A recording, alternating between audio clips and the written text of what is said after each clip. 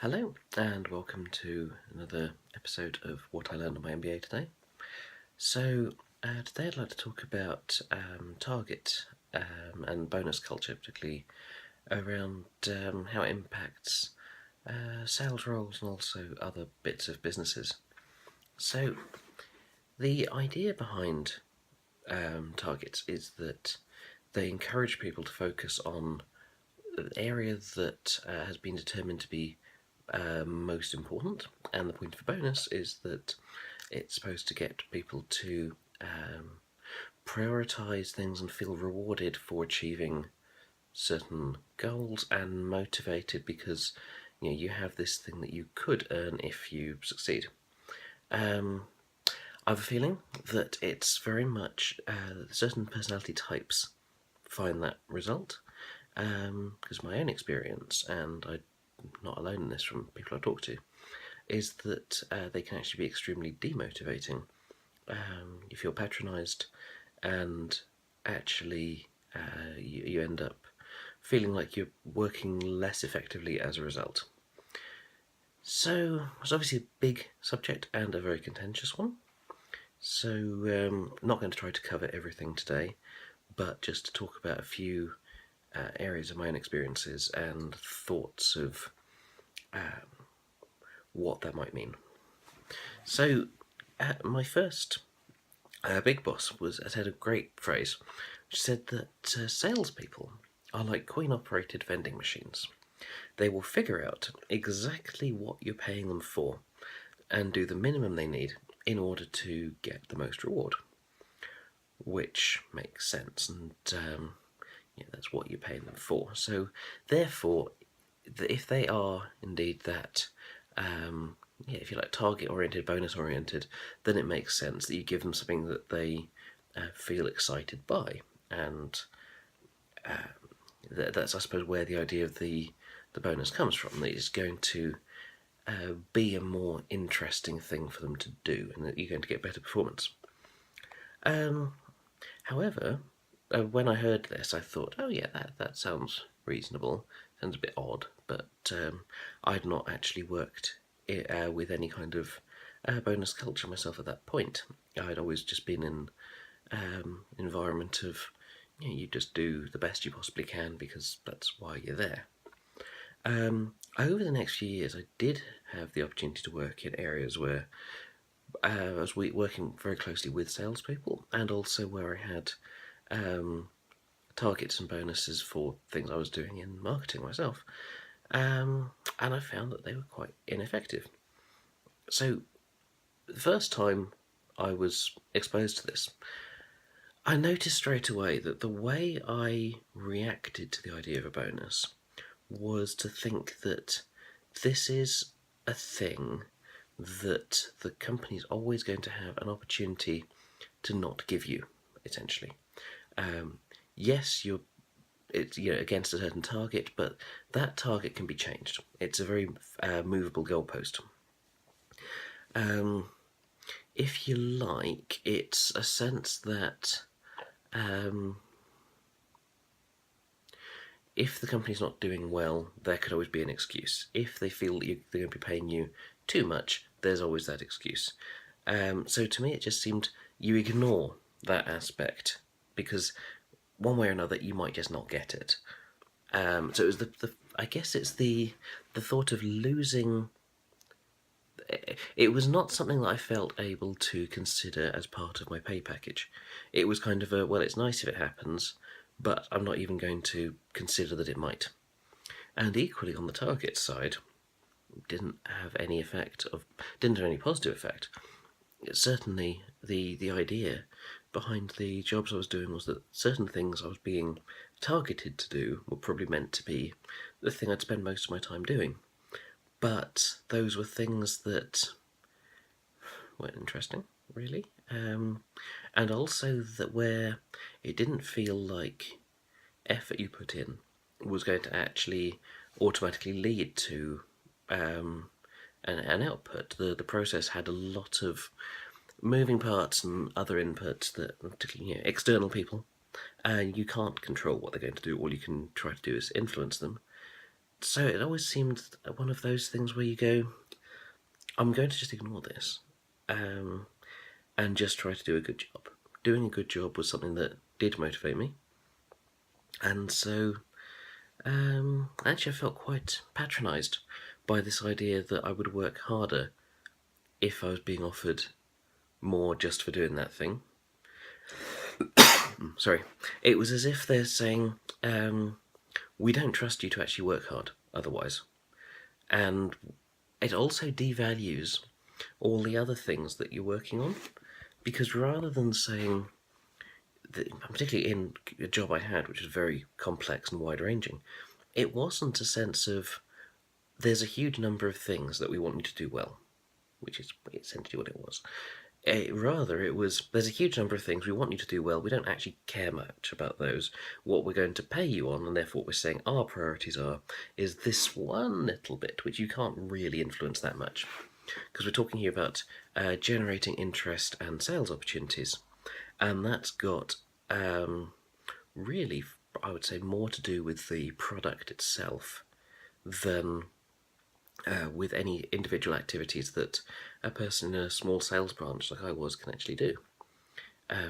By which I mean, if the thing is not something that's even interesting to people, you can't make them interested.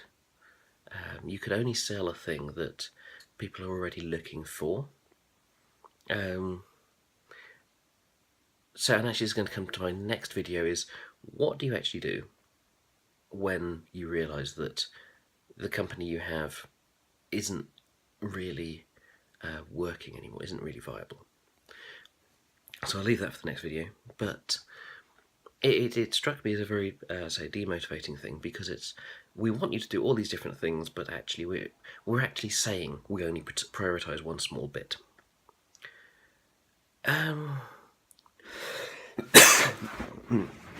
Sorry, that's it's a difficult question, obviously, because this bonus culture is such a big part of modern business.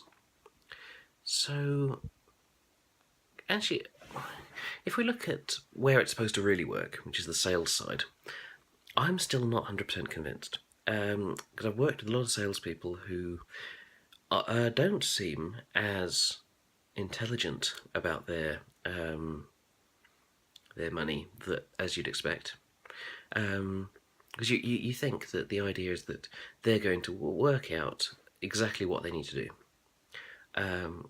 Actually, in many cases, I think the ones I've worked with haven't.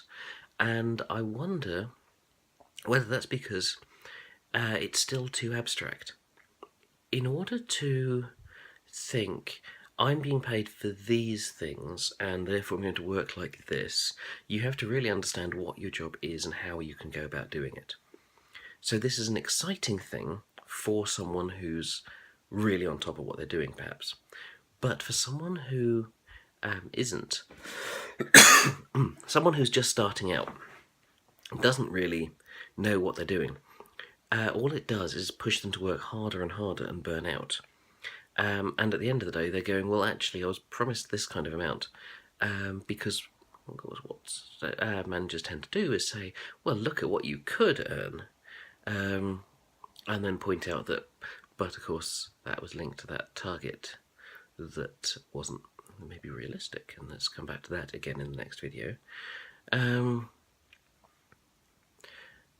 So I think there's that issue as well, that it gets people very fixated on the money side of their job rather than the actually doing well. I would say if you're running a business, you want people to think about doing well and doing good things for the business as a whole, rather than just worrying about their own pocket.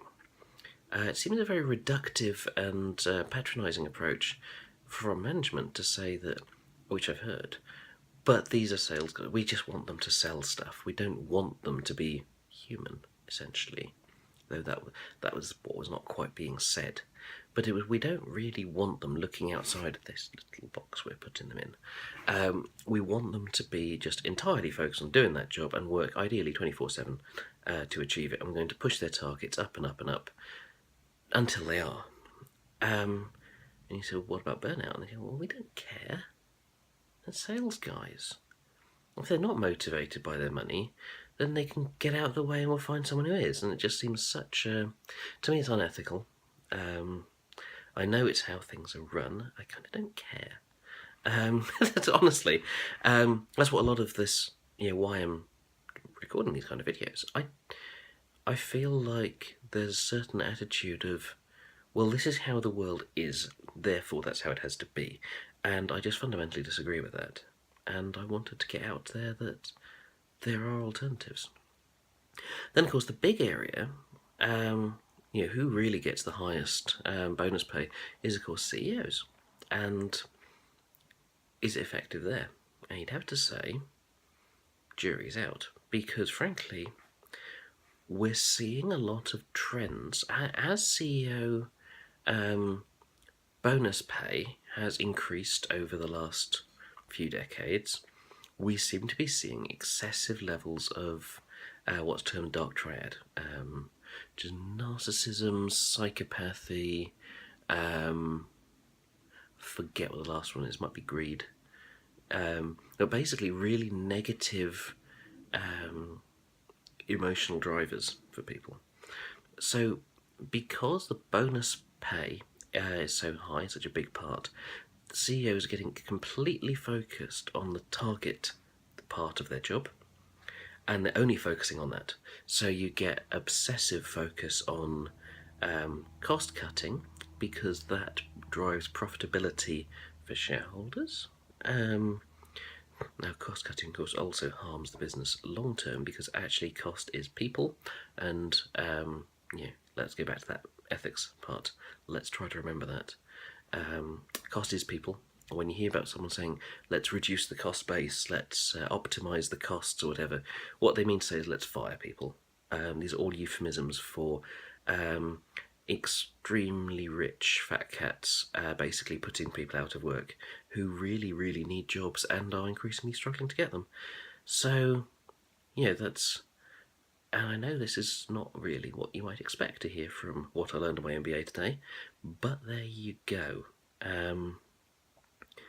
I think that we are in a situation globally where a lot of Marx's writings are looking quite prophetic. Concepts like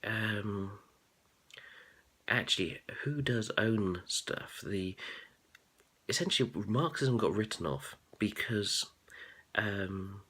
it was applied very badly by people like Lenin in completely a wrong way, because it's not meant to be a theory of this is how the world should be run. It's a historical concept of actually there are these forces which progress over time. And I think today we're seeing a lot of what he was describing as late stage capitalism. So that's going to be very interesting to watch over the next few decades.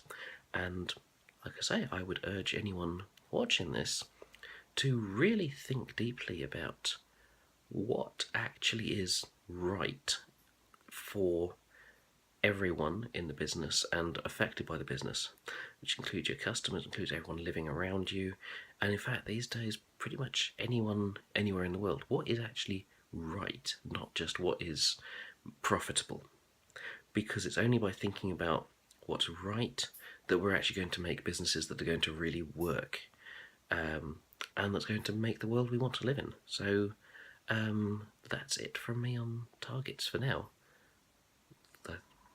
Up to you, but I would suggest that they maybe are not driving the world the way we want. Thank you, and be seeing you.